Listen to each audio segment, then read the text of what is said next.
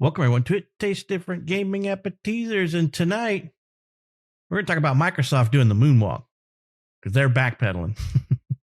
They have basically given Lorraine Studios, the developer behind Baldur's Gate 3, permission to deliver a non-parody game on the Xbox X and Series S. Though I don't know if you remember, but they said they were having a problem with the co-op split screen on the Series S. And guess what? They must have had a powwow with Phil, and Phil said, okay, just this one time only. You guys can release it without having the same parity on both consoles. We will see if it's the last time or if there's going to be some new thing in the future. But good news for Baldur's Gate 3 fans. If all you have is an Xbox Series X and S, you will get to play it sometime this year. So between now and the end of 2023. So before 2024, but no official date has been discussed yet. So could be next month, it could be October, could be November, could be December, who knows. So basically somehow they convinced Daddy Phil to let them not play by the rules. I don't know what they did, or if Phil Spencer and Microsoft execs saw the sheer amount of money that they were probably going to lose by not allowing this game on their ecosystem, because remember, they get 30% of all sales if you buy digitally from them. So what does this spell? Is this a new forward movement for Microsoft, or do we think it's going to be, this is the one and only time for now, or, maybe in the next year? I don't know. Cause this is the first time, right? I don't think there's been a single game that's given permission to not do a parody release on the X and S. So Nick, what do you think about Vindication? This is what we talked about in the previous one, where we were like, they can't do it, and the only option they have is to not allow, basically say they don't have to release it on both, or they have to allow non-parody releases. We told you. We pretty much laid that one out as far as what needed to happen, and of course it happened.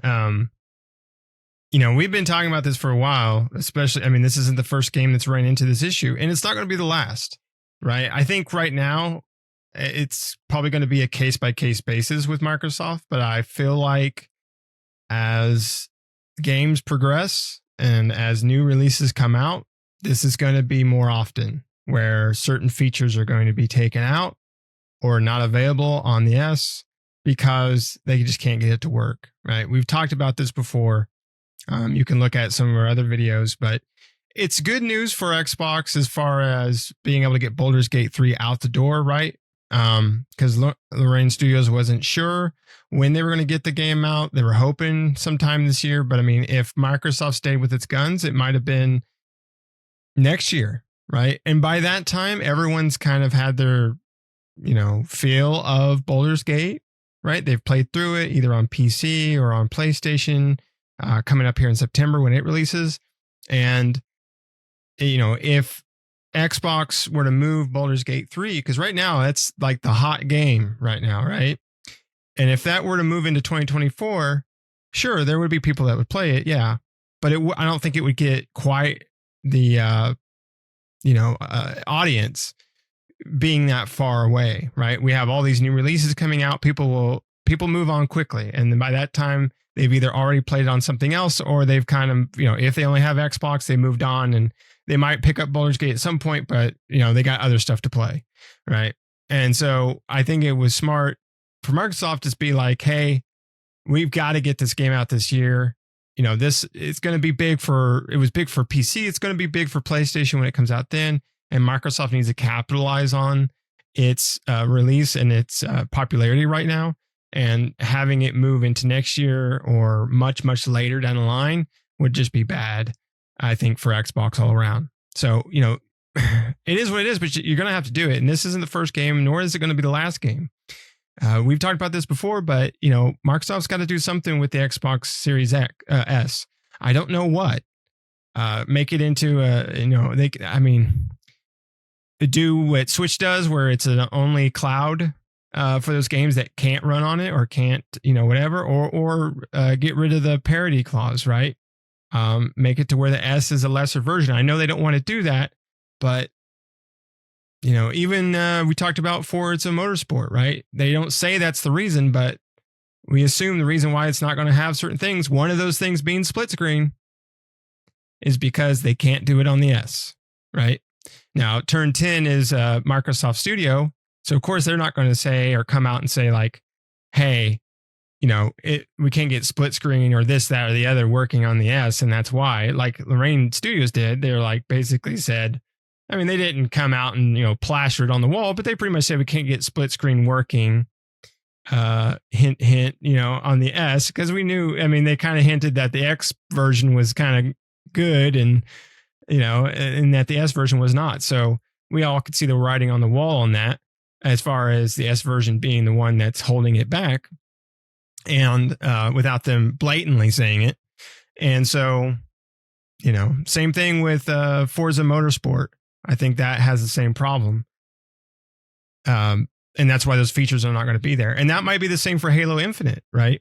The problems that Halo Infinite had might be the same exact problems that these other games, Forza and Baldur's Gate, are having, where, because they're making the game on the X, and then once they get down to transitioning it down to the S, they're finding out that a lot of the features and functionality that they're trying to put into the S just aren't functioning on it, because it just doesn't have, it's not the powerhouse that the X is. So, good thing, but Microsoft's gonna have to do something. It can be a case by case basis for now, but I think in the future it's going to flip, and I think it's going to have to. What do you think? Yeah, I think so too. This is just the first of many to come along, because it's just a technological hurdle. It's an inferior console. I mean, I hate to say it, it's new. It's as new as a Series X, but it's just an inferior model. And Microsoft kind of did developers dirty a little bit there, because right now, if they want to be console agnostic and want to come out on everything outside of the Switch, obviously because the Switch has technical capabilities, then the developer has to develop on 4 different systems, right? They got the PlayStation, the PC, the Xbox Series X, and the Xbox Series S. So there's 4 different development schemes that have to be going on to make sure that everything works on the different ecosystem. Now, yes, the underlying OS and architecture of the Series S and the X is the same, but the hardware is not the same, right? So you're not going to be able to push what you can push on the X on the S. So you either have to do one of 2 things. You either have to dumb down the X to the S's capabilities, or you need to get rid of the S or something like that, or remove the parity clause. But you really are hurting the Series X if you have to make the developers develop something that'll run on both. Because if I'm a developer, I'm going to be like, well, I want this on Xbox, I want this on PlayStation, I want this on PC. I'm going to develop it to run on the Series S. And then I will eke out what I can get out of performance on the X afterwards. So the people that are going to pay for it is the people that bought the higher end hardware. And then Microsoft's also talking about the Series X was their mid-gen bump. They're going to get their lunch ate if Sony pushes out a mid-gen bump and they don't. I mean, that's just going to happen. But they're also going to put themselves in a weird little spot again, because then developers are developing for 3 pieces of hardware for Microsoft instead of 2 or 1, and instead of like they're doing for Sony, which you'll be doing 2 at that point, right? And I'm not sure. I can't remember such thing as parity clause back in the day with the like the Series the 1X and the 1. I don't remember how they were handling parity back then. I don't think there was a requirement for it, but I don't think there was such thing as an Xbox One X only game as well. I can't remember that until, and then the same thing with the PS4 and PS4 Pro. I don't remember there being just PS4 Pro exclusive games. There may have been, but I don't remember any of them because I didn't have a PS Pro, and I bought any game I wanted to without even paying attention, Horizon, all that stuff. So Microsoft's hurting themselves by releasing an inferior console and then saying that the Series X is the mid-gen bump. I think it's the dumbest thing ever to say, but we will see when Sony releases the PS5 Pro or whatever they're going to call it, and then Microsoft releases nothing. We'll just see their numbers plummet even further, the number of consoles that they sell. It kind of sucks because we need Microsoft to stay in the game, right? Microsoft needs to stay in the game to give Sony competition. I'll be honest, Nintendo's really not in this mix because people that want next-gen games aren't going to be buying the Nintendo. They have their own ecosystem, right? We all have a Switch. I like the games that are on my Switch, but the games that come out on the Switch are not what I would call peak of technological advancements. They are going to be what they are going to be. They have great games, great stories. And it's a cheaper console. There's a reason why it was a $299 console when it first came out. It's a good console, but it's lived its life. It needs something new, and I wish Nintendo would go back to making consoles, but they will never do that again. They're going to live in the handheld, the mixed mode console forever, I think. But whatever, it works for them, right? Because they are, if you in the terms of like gaming, I think they are beating Microsoft. So right now, Nintendo's doing better than Microsoft is on that hardware sales and all that stuff, but Microsoft doesn't have really anything claim to fame. What's their claim to fame, really? Halo? Most people that aren't Xbox fans would probably say it's Halo. Halo and Gears, okay. But you look at like Nintendo and PlayStation, they've got the single player lineup out the wazoo that everybody just loves. So Microsoft needs to do something, and I think they hurt themselves with the Series S. Yeah, I agree. And there had been rumors that Microsoft is going to be announcing or releasing Xbox Series X diskless version. We don't know if that's true or not, but that would make sense if they did. And maybe that's an opportunity for them to try to phase out the S. But they should just take away the parity clause and say, if you want to develop just for the X, go ahead, but maybe in a not really a parody, but for those games that are just developed for the X, on the S, you can still play them, but they're just stream only, right? You can stream them on your S, but that's the only option, right? So you still get the game. You can still go out there and buy it or whatever the case may be, but it's stream only. Or if Microsoft really wants to save face with their fans and their customers and everything, I mean, this would probably hurt them and maybe even hurt the developer in this sense, but but probably not, but it definitely would hurt them is, any game that's stream capable that people want to make for the X, because some developers will want to make it for both, right? It's not going to be every developer, but those that do, and it's only streamable, those streamable games come to Game Pass. They're free with your subscription, right? So that way those customers don't feel like they're cheated. 100% cheated, right? They can still play the game and it's free. They don't have to go out and buy the streamed version of it. They can actually just stream it from their console. And then, but then the problem you have with that is the people on the Series X will be like, where's my free copy? Right. So that's some things you have to get around, but they should drop the parity and just let them develop for the X. And then, you can't take it away from the S, right? That would put Microsoft in a pickle, so they have to do something there. But maybe make it to where they do have to develop for both, but the S can be less features and lower resolution, and just the inferior product compared to the X version, the dumbed down version of the game, the potato version. Yeah. I would like to see them do a trade-in program. Like we're going to remove the parity system. We're going to remove the parity requirement. And if you can't make something work on the Series S, then we'll require it to be streamable, right? That's the requirement. And we'll just stream it.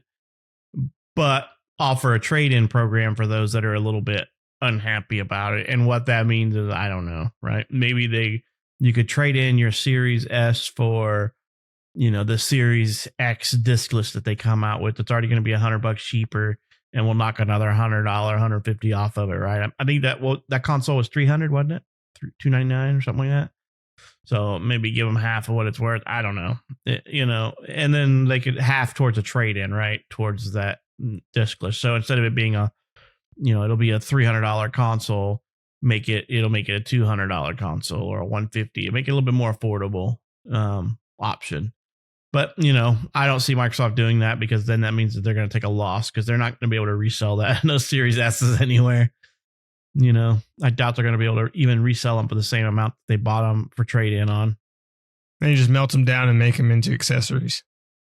There you go. We're gonna make Phil Spencer a throne out of discarded Series S's melted down, like Game of Thrones. They're gonna make new controllers out of them. The Series S Special Edition controller. Yeah, these are from melted Series S's. But yeah, I mean, a trade-in program would make sense, and I think we've talked about that before as a possible thing, right? If they did do the discless version, yeah, I mean, that would be because they need to get themselves out of the S, right? And so, yes, they'll take a hit, but give some sort of incentive to the customers. To not everybody's going to go in there, so it'll take a long time for that transition to happen. But they need to transition out of the S and just straight X. A discless and a disc version of X, just like PlayStation did, and just keep it at that. And then that way, they don't have to run into these issues in the future. Yeah, you would think Microsoft would have wanted a discless version anyway, because they have more to gain from that, right? Because they make money when you buy something off of their store. Well, they did. I mean, the S doesn't have a disk drive, so right. But I mean, like, I don't know, because to me, it's like they should have made the same console but diskless like Sony did, and then it's like because then you basically don't have a problem with parity. And I wonder if that was ever brought up in the development. Like, we're going to release two consoles, and one is barely better than the One X. Are we going to ask our developers to meet the demands of that console 2 or 3 or 4 years later, when that console is still considered current gen? Like, what are we going to do for that? I wonder if that came up and what the conversation was in that room. But right now, it seems to be biting them in the ass, and they're scrambling to figure out how to make do. Right, and as every console generation, as the console generation continues on throughout the years, the games get better graphically and technically, right? In a technical side of thing and graphical side, they get better in those regards, which require more power, right? Because towards the end of, because we see it every time, right? Towards the end of the generation, we see that games will release out on the consoles, whatever game it is.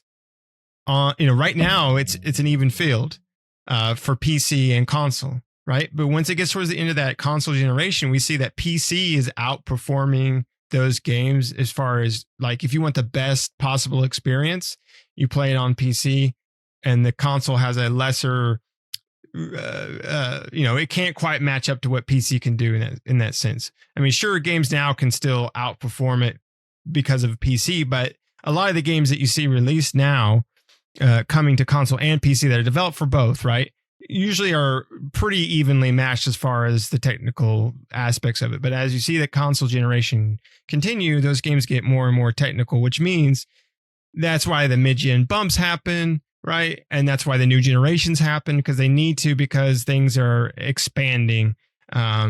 Engines are getting more, graphics are getting higher. The technicality programming within games is getting more advanced. So they have to bring something else out to kind of make that generational leap. So, yeah, I wonder the same thing, because it's like the S can barely scratch it to start. And as the years progress, games are going to get better, as we can see here, right? It didn't have this problem at the beginning, or very rarely. If it did, we didn't hear about it. But now that problem is starting to surface quite often, especially recently, in the last few months or, this year.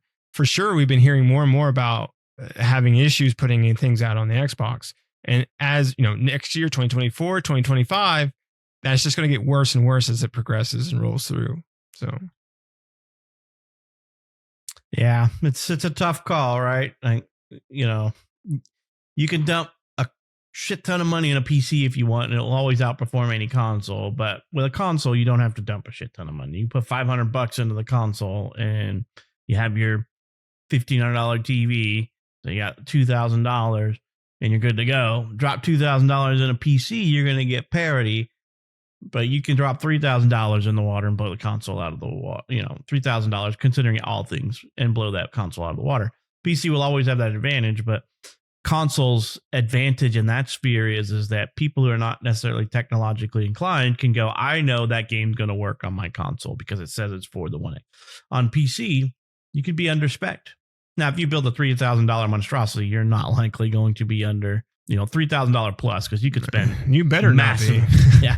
You could, I mean, if you're just an idiot and buy random parts, you're going to get into that. You bought a server core, motherboard, or server processor, you're going to spend thousands of dollars and not going to be able to play the game the way you want, right? It's not designed for your desktop workstation. So, but it is what it is in that aspect. With the thing with consoles versus PC is consoles are a little bit more and is more user friendly. It's pretty straightforward to install, uninstall, manage the thing. And if you buy something that says for 1X, it's going to work on your console. If you buy something for PC, you got to make sure that you meet the minimum specifications, because in 5 to 6 years or 10 years, usually you spend about $3,000 on a computer and get good. You're going to get quite a while out of it. But, I would start saying after 6 years, you're going to start getting long in the tooth and you're going to go, I need to upgrade that graphic card because I got a 4060 or 3060 or something like that. If you were mid-level, or 3070, and you're like, oh, they're into them. Who knows what's going to be in 5-6 years from now? The 1080 70s, 961s or something. You never know.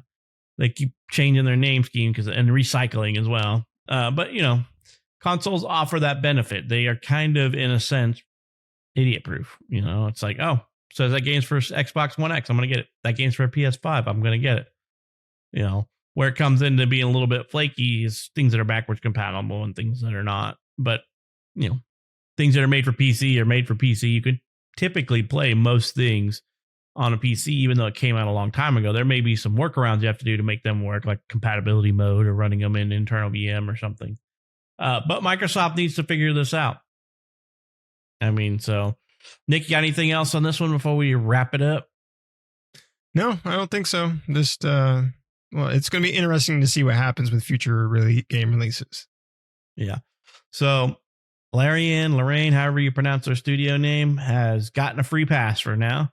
What do you think about that? What do you think about them getting a free pass and nobody else has yet? Do you think Microsoft's going to be a little bit more flexible now? Do you want to see Microsoft end the parity or keep the parity? I guess it really all depends on which console you own. And would you be in for a buyback program or trade-in program if you were on a Series S? Would you be interested in that? And how much would it take before you would be willing to trade it in? Because, we're not going the GameStop, I'll give you $5 for that. We're talking like what you'd really take. Let us know what you think down in the comments. And make sure you like this video and you subscribe to our channel if you're not already. So we hope you enjoyed this episode and hope to catch you in the next one.